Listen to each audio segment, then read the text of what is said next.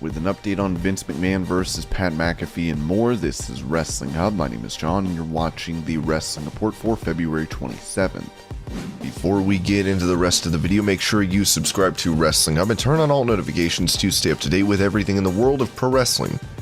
Also, don't forget to follow us on Instagram at WrestlingHubOfficial and also follow us on Twitter at Wrestling_Hub.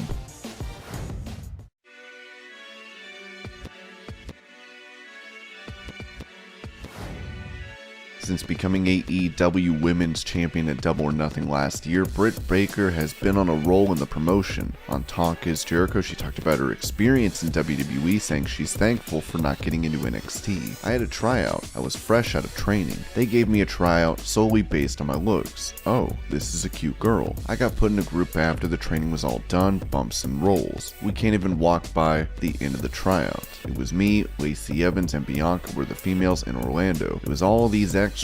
They're like testing our range of motion. We were like, holy sh*, we are getting signed. So we are celebrating, and I still talk to those girls all the time. But Ken came in at the time. He was like the gatekeeper for independent wrestlers to get into NXT. He pulled me aside at the end of the tryout. He was like, you know, you've just started dental school. As a father, I have a hard time pulling you from a professional degree. My heart dropped, but I owe him the world because I would have left dental school in a heartbeat to go to WWE because I was young, dumb, and I was like, I'm going to be NXT Women's Champion. Like, that would have got me far, right? He stayed in touch with me every few months after that. Like, let me know when you finish dental school. Send me your matches. He always kept up with me. Now, Baker will be defending her AEW Women's title against Thunder Rosa at Revolution on the 6th.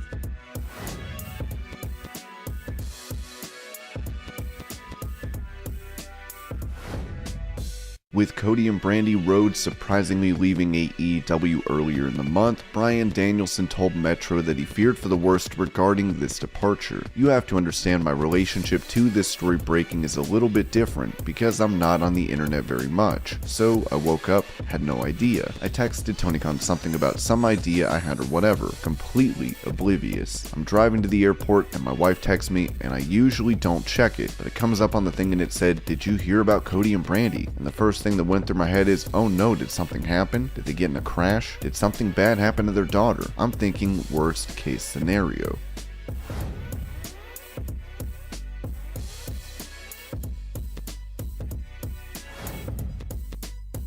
Given the reports of Stone Cold Steve Austin returning for a WrestleMania program with Kevin Owens, Kurt Angle took to his podcast to express his excitement over this potential comeback. Yes, you know what? I'm surprised, and I'm not surprised. I mean, he's been out for so long. As long as he is healthy and he's able to do it, I'm looking forward to it. I think we will see Steve Austin's return. This is going to be incredible. It makes perfect sense for Owens to be his opponent. Stunner versus stunner, you know? Kevin Owens took Stone Cold's finish, and I think that's probably the best matchup for Stone Cold at this particular time. And Kevin Owens, he could go in that ring. He is very athletic, especially for his size. Heading into the biggest show of the year, Steve Austin revealed on Instagram that he will be in town for WrestleMania weekend.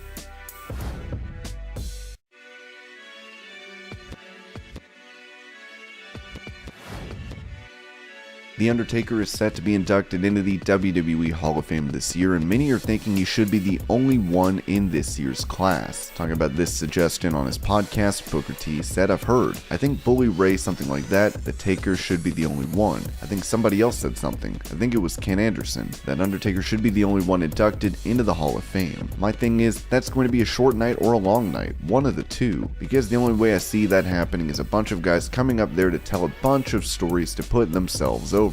Where they were when this happened, when me and The Undertaker did this. I don't want to hear those types of stories personally. Can The Undertaker come up and entertain for 2 hours, get the TV out of it, and whatnot? I don't think The Undertaker would actually want to do something like that. Come up and tell stories all night. The one thing about the Hall of Fame ceremony has always been, when these guys finally get that moment, damn it, they go up there and they don't want to leave. They want to stay up there all night. They want to talk about stories, and I'm like, good God, bro, we are ready to go to sleep here. I am sure The Undertaker is going to want to come out, say what he has to say, and he's going to want to get the hell out of there. I think we are going to need more people to actually have a show, other than just The Undertaker.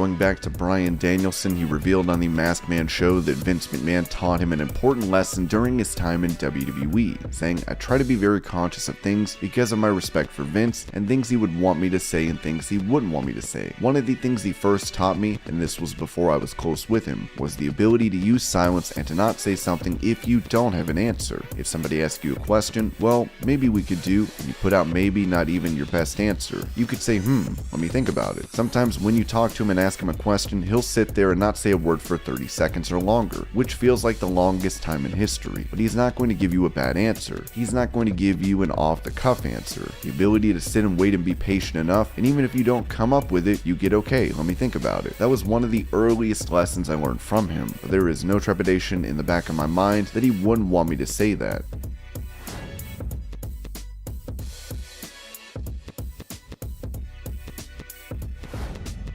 Despite having a short run in WWE, Zach Gowen had many memorable moments as a fighting underdog. On his podcast, former WWE star Renee Dupree recalled the feud between Gowen and Brock Lesnar, where he noted that Vince McMahon had Gowen take a chair shot from Lesnar as a means of punishment. You believe nothing what you hear. But what I had heard is that he was caught smoking cigarettes backstage, right? If you've ever been backstage at WWF show, Vince has no smoking signs all over the building. The only two people that were allowed to smoke were Blackjack Lanza and Pat Patterson. Anybody else? No. So anyway, remember that segment where Brock bashed his brains in with that steel chair in front of his own mother? That was punishment right there.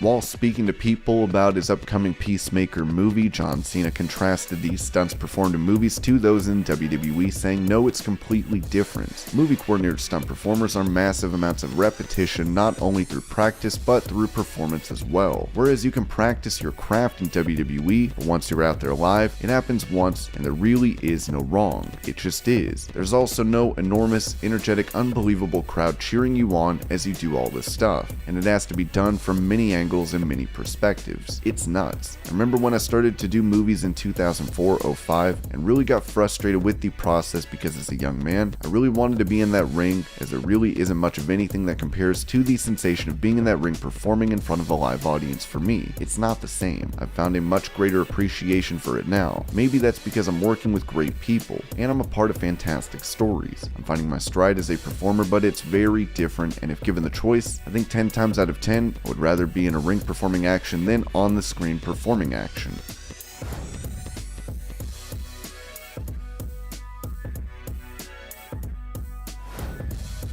With reports of Vince McMahon getting ready to return to in-ring action at Mania, Dave Meltzer of Wrestling Observer Newsletter recently took to Twitter to confirm the news surrounding this bout, writing that, as of last night, Vince McMahon vs. Pat McAfee was listed as a match on the internal schedule for WrestleMania. Fans would also react to the news of Vince McMahon wrestling Pat McAfee. Dave Meltzer reports that Vince McMahon vs. Pat McAfee is listed as an actual match on the WWE WrestleMania 38 lineup. There's no way. They better not let 76 years old Vince McMahon take one bump in that ring. He'll disintegrate to dust on impact. Vince McMahon is really about to have a match at 76. The king of wrestling about to put on a better match than Keith Lee, have a better physique than Adam Cole, and be better than Kenny Omega. I can't wait. Vince McMahon, who is 76 years old, last wrestled a match on the October 8th, 2012 edition of Monday Night Raw. He will be wrestling his first match in 10 years at WrestleMania 38 against 34-year-old Pat McAfee. 2022 is a wild year for pro wrestling. Vince McMahon doing McAfee's YouTube show next week is big. I can't imagine he'd appear unless it was kicking off a storyline with Pat heading into Dallas. But is 76-year-old Vince actually wrestling at WrestleMania? They do have 200,000 tickets to shift.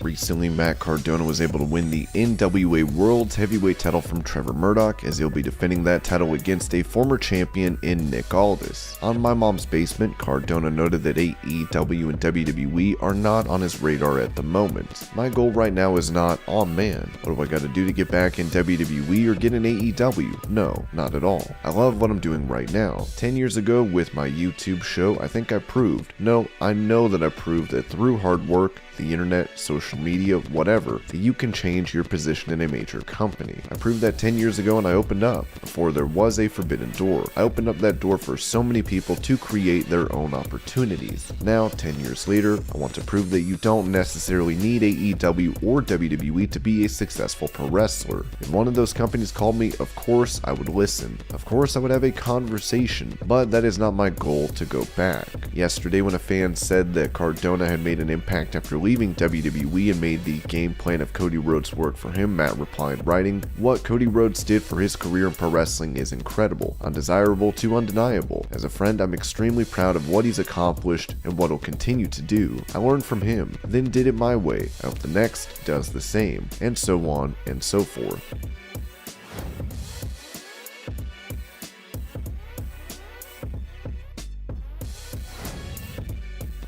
After meeting musician and actor Bret Michaels, Hulk Hogan urged him to FaceTime his son Nick. Here's the clip.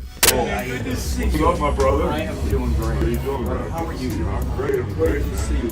You look awesome. Trying to keep up with you young guys. No. We're trying to keep up with you. This is my girl, Sky. Sky, really nice. Okay, you have to do me one favor. Yes. If you don't mind. Yeah. You, Shan, and my son, Nick. Oh God, he's a fan too. Bro, he said when you meet Bret, is there any way you can FaceTime? Let's do it. Let's do it right now. We're on. My son Nick is gonna go crazy. We'll take care of him right now. How are you doing, buddy? That's scary. Yeah, absolutely. Nice to meet you. My pleasure. He's the president of my charity. Absolutely, man. This is amazing. And then he's been helping me for 10 years. Incredible, man. Doing this. I wrote this for you. So I saw that, bro. You guys, you're real beyond. You're a real rock star, man. I had my day, man. No. Yo, Nick, look who I got here. Nick! It's Bret! What the hell's he got? He looks like he's got a party going on. Hey, I am so ready, man. I am so ready. Are you ready? Look at this. Look at all this craziness. Hey, Bret, they were just watching Rock of Love last night. Were you watching? I'm with sorry, no security, you breaking up all the fights and shit. I gotta tell you, I'm telling you, we're doing 3 more. Those were. Hey.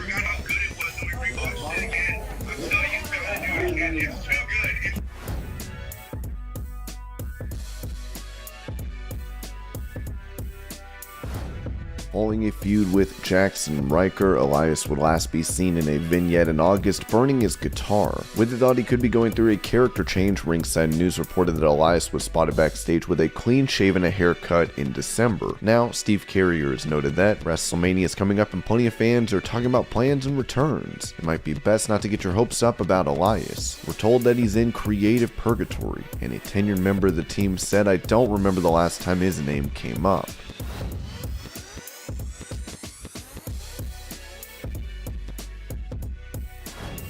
When it comes to the ongoing Russia-Ukraine crisis, WWE superstar and Knoxville County Mayor Glenn Jacobs decided to give his perspective. If you're on the left and are shocked by Putin's aggression, wake up, sunshine. Historically, in the real world, might makes right. Weakness, which is really what the left is all about, is not a virtue. It's a fatal character flaw. And no, the US should still not get involved. I highly doubt Putin cares a whit about toxic masculinity, the cancel culture mutala, or any of the other things the radical left stands for. AEW champion Adam Page would respond with 2 links where donations can be made to Ukrainians in need, as well as a link to a video of Kane taking chair shots to the head.